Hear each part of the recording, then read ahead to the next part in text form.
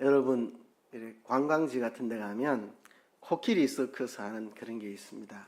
우리나라엔 그런 게 없나요? 저는 이제 태국 가서 봤는데 코끼리가 제주도 부리고 하는데요. 그 큰 덩치 큰 코끼리가 그 자리에서 꼼짝도 안 하고 앉아 있어요.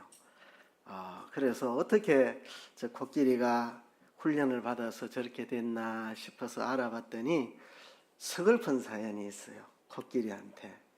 코끼리가 어릴 때에 말뚝을 하나 박아놓고 그 말뚝에다가 쇠사슬을 달아서 코끼리 발목에다가 묶어 놓으면 이 어린 코끼리가 한 자리에 가만히 있으려고 하겠습니까? 자꾸 돌아다니려고 그러죠. 근데 돌아다니려고 하면 발이 걸려가지고 못 가고 아프기만 하고 반복되게 경험을 하다 보면 이제는 포기를 하고 자포자기를 하고 더 이상 그 영역 안을 벗어나려고 안 합니다. 그때쯤 되면 쇠사슬을 풀어주고 말뚝도 뽑아버립니다. 그래도 평생 그 안에서만 있고 그 바깥을 절대로 나오지 않는다는 거죠. 그렇게 코끼리를 길들여가지고 서커스도 시키고 그렇게 한다는 겁니다. 서커스 보는 사람들은 유쾌할지 모르지만 코끼리에게는 참 슬픈 사연입니다. 코끼리의 그 서글픈 사연은 코끼리 이야기에서 끝나지 않습니다. 어쩌면 그 이야기는 우리 자신들의 이야기일 수 있기 때문입니다. 그 코끼리 안에서 우리 자신들을 볼 수 있었으면 좋겠습니다.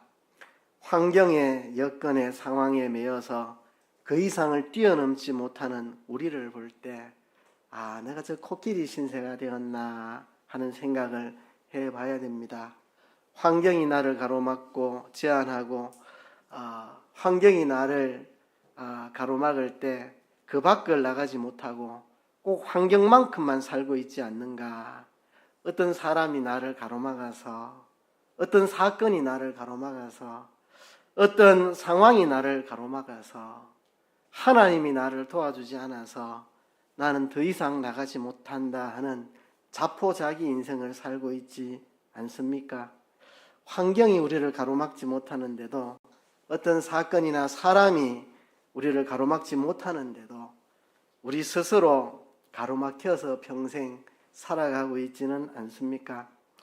그런 생각을 하노라면 성경의 많은 인물들 중에 떠오르는 부러운 사람이 있습니다. 바로 요셉이라는 인물입니다. 요셉은 환경과 상관없이 여건과 상관없이 열매를 풍성하게 맺은 사람이기 때문입니다. 아버지 밑에 있을 때도 열매를 맺었고 종으로 팔려갔을 때도 열매를 맺었고 감옥에 갇혀서도 열매를 맺었고 총리가 되어서도 열매를 맺었던 사람입니다.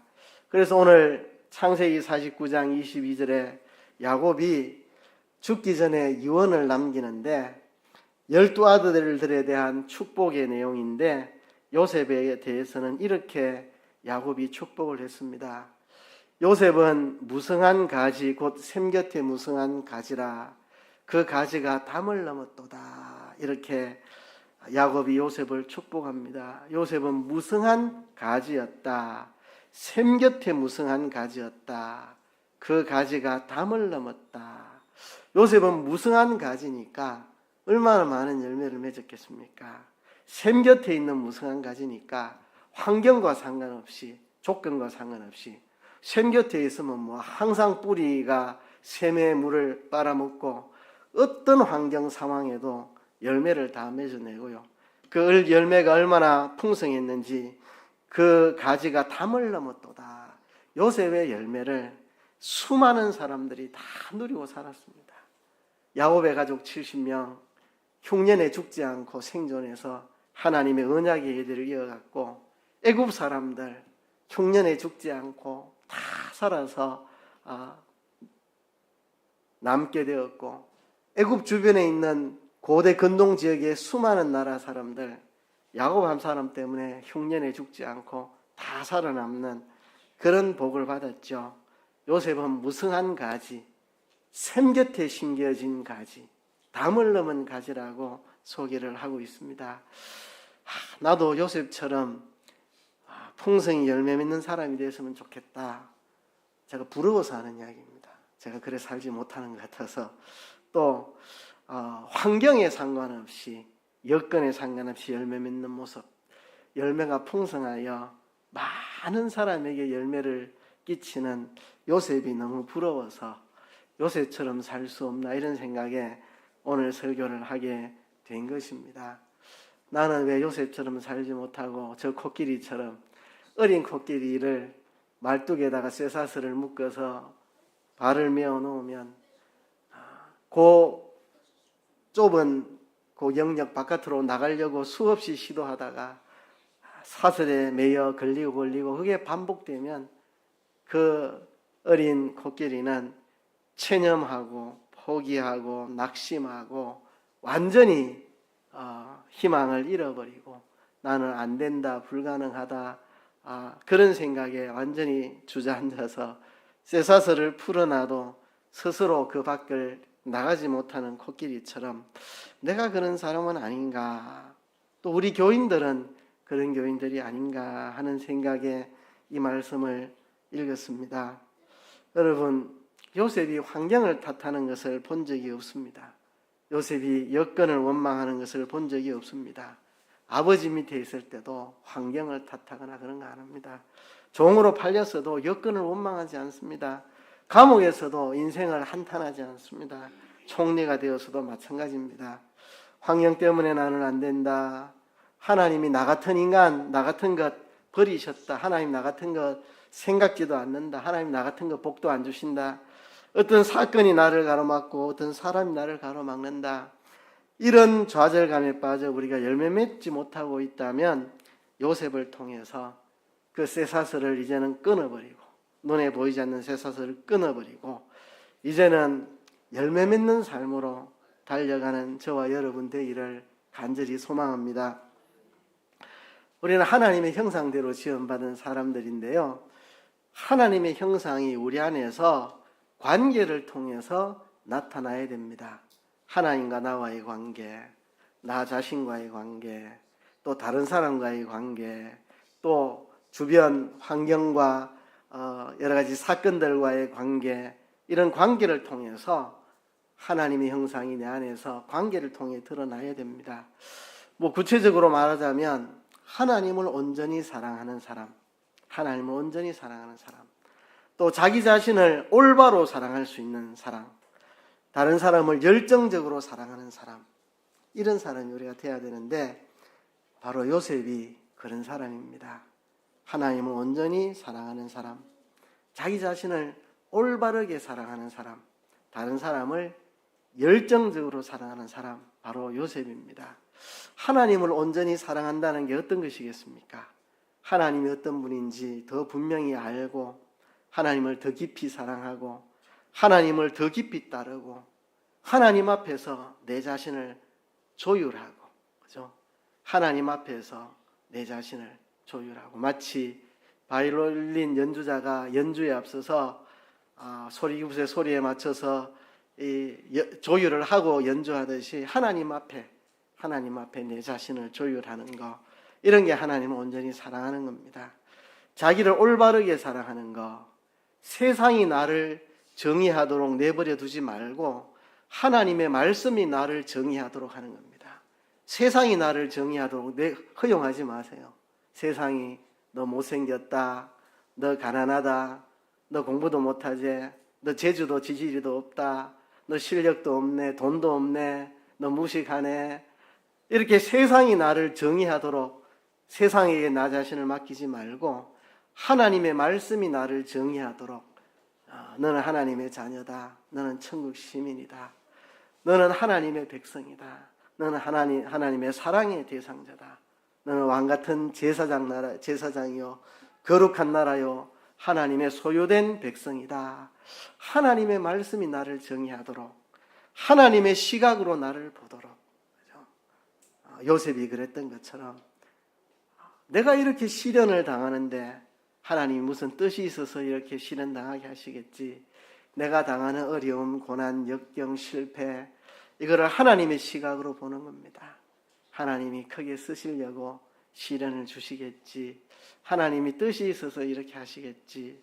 세상이 나를 정의하도록 내버려 두지 말고 하나님 말씀이 나를 정의하도록 나를 말씀에게 맡기고 하나님의 시각으로 내 자신과 내 자신의 삶을 다시 볼 수 있는, 이게 자기를 올바르게 사랑하는 겁니다. 남을 열정적으로 사랑하는 거, 남을 섬기고. 요셉은 남을 섬기는 삶이잖아요. 영원한 것에 투자하고 영원한 것에 이 땅의 것을 투자하고 남을 용서하고, 요셉이 남을 용서했듯이 우리도 남을 용서하고. 참 우리가 지질이도 용서를 못해서 맨날 용서한다 해놓고 뒤돌아서면 2배나 일을 갈고, 그죠? 남을 열정적으로 사랑하는 것은 있는 힘을 다해 남을 섬기고 영원한 것을 위해 내 모든 것을 투자하고 남을 기꺼이 용서할 수 있는 것, 바로 요셉이 그런 삶을 살았다는 것입니다. 하나님과의 관계에서 요셉이 어떻게 그런 삶을 살았나 몇 가지를 보면, 첫째는요, 하나님의 임재의식을 가지고 살았습니다. 보디발의 아내가 유혹할 때 어찌 이 큰 악을 행하여 하나님께 득죄하리요, 이렇게 말하면서 죄를 짓지 않았습니다. 하나님의 임재의식, 하나님이 나와 함께 계시고 나를 보고 계신다, 하나님 내 곁에 계신다, 항상 그런 의식이 있었습니다. 그거 없이는 여러분 죄를 이길 자가 아무도 없습니다. 학자들의 연구가 있습니다.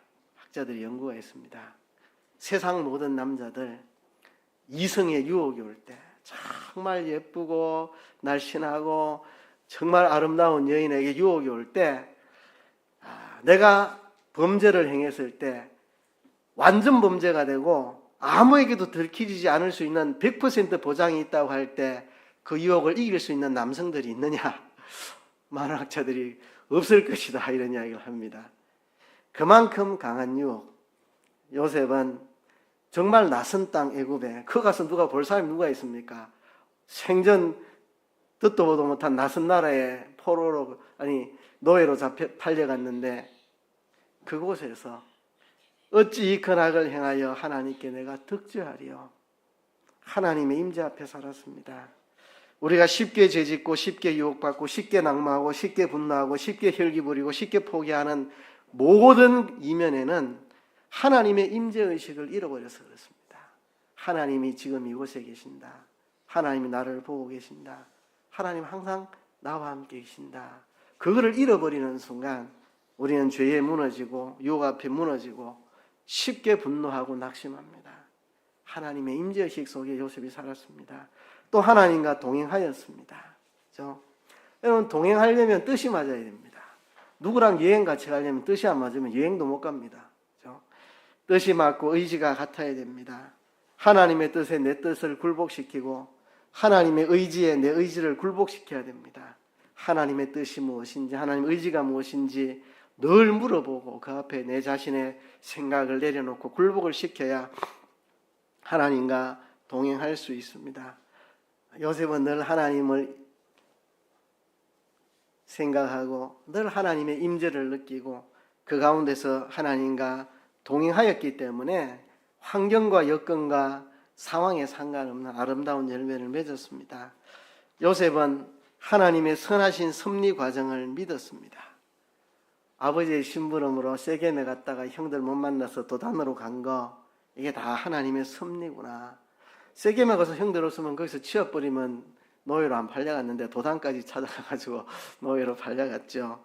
형들이 자기를 죽이려 한 것도, 르우벤이 자기를 구덩이에 집어 던진 것도, 르우벤이 잠시 자리를 비웠을 때 유다가 나서서 요셉을 죽이지 못하고 노예로 팔게 한 것이 다 하나님의 섭리라는 것을 믿었습니다. 이렇게 하나님과 바른 관계를 맺고 살았습니다. 어떤 상황, 환경, 처지에도 하나님의 임재를 느끼고 하나님과 동행하며 하나님의 섭리를 믿고 사니까 어떤 상황에도 요셉은 열매를 맺는 겁니다. 두 번째는 다른 사람과의 관계입니다. 다른 사람과의 관계. 요셉은 신실한 사람입니다. 아버지 밑에서도 신실했습니다. 아버지가 심부름 보내니까 아이고 못 가요. 싫어요. 안 하고 꾸역꾸역 갑니다. 세겜에 가서 형들 못 만나니까 아버지 심부름 그냥 아버지한테 가서 아버지 세겜에 가서 형들 만나라며 못 만났으면 이렇게 하면 될 텐데 기어코 형들의 행방을 추적해서 도탄까지 찾아가고, 아버지 앞에서도 요셉은 신실한 사람이고 보디발에게도 신실한 사람입니다. 보디발이 모든 걸 다 요셉에 다 맡길 정도로 요셉은 보디발에게 신실한 사람이고 보디발의 아내에게도 신실한 사람입니다. 다른 거는 몰라도 내가 당신을 취할 수는 없습니다. 보디발의 아내에게도 신실했고 애국왕 바로 앞에서도 신실하게 맡은 일을 감당했습니다. 그리고 요셉은 다른 사람을 용서했습니다. 아버지를 용서하고 형들이 자기를 그렇게 미워하는 줄 알면서도 형들에게 심부름 보낸 아버지 다 용서했고, 자기를 노예로 팔아먹은 형님도 다 용서하고, 자기가 아무 잘못 없다는 거, 자기 아내의 행실이 옳지 않다는 거 다 알면서도 요셉을 감옥에 집어넣은 보디발도 용서했고, 자기에게 누명을 씌운 보디발의 아내도 용서하고, 요셉은 다 용서했습니다. 사람들 앞에 신실하고 용서하고, 이런 사람 되면 어디나 열매 맺습니다. 사람 때문에 가로막히는 일이 없습니다. 사람 때문에, 아버지 때문에 가로막히지 않았고, 보디발 때문에 가로막히지 않았고, 보디발의 아내 때문에 가로막히지 않았고, 사람에게 가로막히지 않았습니다. 누구 앞에서나 신실했고 모든 사람을 진심으로 용서하는 사람, 이런 사람 앞에 어떤 사람도 그의 앞길을 가로막지를 못했습니다. 사람에게 가로막히는 사람이 안 됐습니다. 세 번째는 자신과의 관계입니다. 자신의 신세를 한탄하지 않았습니다. 여러분, 창세기를 보세요. 어느 대목에서 요셉의 한숨 소리가 들리는가? 어느 장면에서도 요셉의 한숨 소리를 들을 수 없습니다. 요셉은 신세 한탄을 안 했습니다.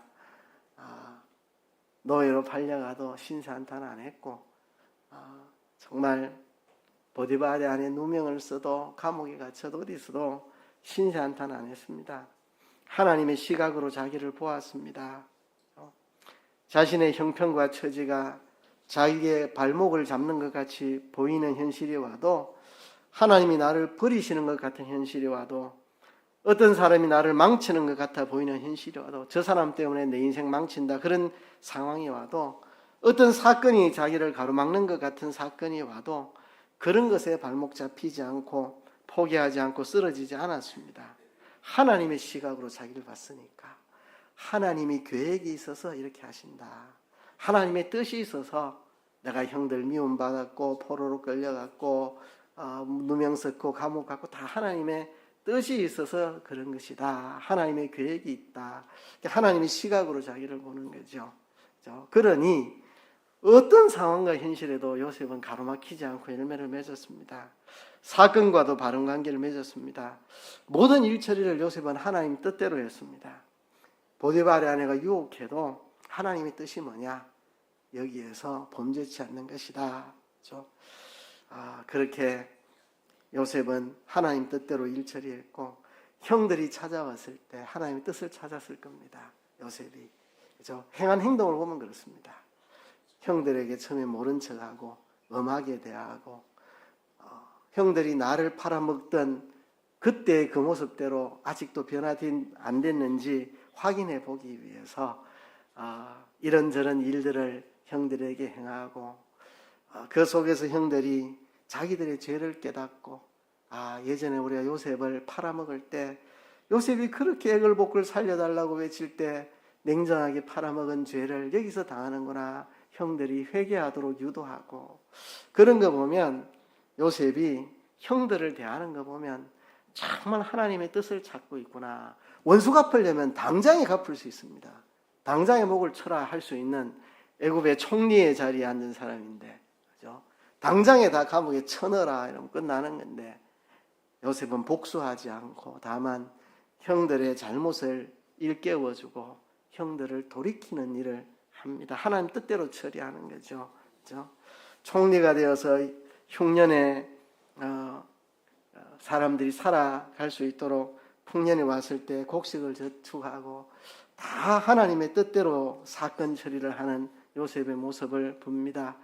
그리고 맡겨진 일에 최선을 다하는 것, 그가 맡은 일들 최선 다하는 것, 아버지의 심부름이든 노예로 주인집에서 일을 하든 감옥에서 옥을 관리하는 사람 밑에서 일을 하던 왕 밑에서 총리의 일을 하건 그는 충성스럽고 신실했습니다. 그래서 모든 일처리를 하나님의 뜻대로 했고 신실하게 했던 이 요셉, 결국 어떤 환경이 와도 열매 맺었고 사람들이 어떻게 그에게 행하든 가로막히지 않았고 만나는 사건이 어떻든 상관없이 열매를 맺었습니다. 그 현실에서 하나님과 바른 관계 맺고 그 현실에서 나와 마주치는 사람들과 바른 관계를 맺고 그 현실에서 자기 자신에 대해서 하나님의 시각으로 자기 자신을 바라보고 자기를 늘 올바르게 사랑하고 그리고 사건 처리를 하나님의 뜻대로 충성스럽게 처리하고 이렇게 하니까 아무도 요셉을 해하지 못하고 아무도 요셉을 실패하게 못했습니다. 우리가 참 어리석을 때가 많습니다. 하나님이 나를 버리시는구나 이렇게 생각하거나 환경이 나를 올가매는구나, 어떤 사람이 나를 가로막는구나, 어떤 사건이 내 앞길을 다 망쳐놓는구나, 다 어리석은 생각입니다. 요셉을 보면 분명히 알 수 있습니다. 우리의 할 일은 환경을 따지는 게 아닙니다. 사람하고 시비하고 싸우는 게 아닙니다. 하나님께 원망하는 거 아닙니다. 사건과 상황을 불평하는 게 아닙니다. 그래서 우리는 하나님과 바른 관계 맺고 또 그 현실에서 사람과 바른 관계 맺고 그 현실에서 자기와 바른 관계 맺고 그 현실에서 사건과 바른 관계를 맺어 나가면 하나님은 어떤 상황에서도 요셉처럼 열매 맺게 해주실 겁니다. 요셉은 무성한 가지, 샘 곁에 심겨진 가지, 담을 넘은 가지라고 말했는데 정말 요셉의 인생이 그런 인생이었는데 우리도 그렇게 됐으면 좋겠습니다.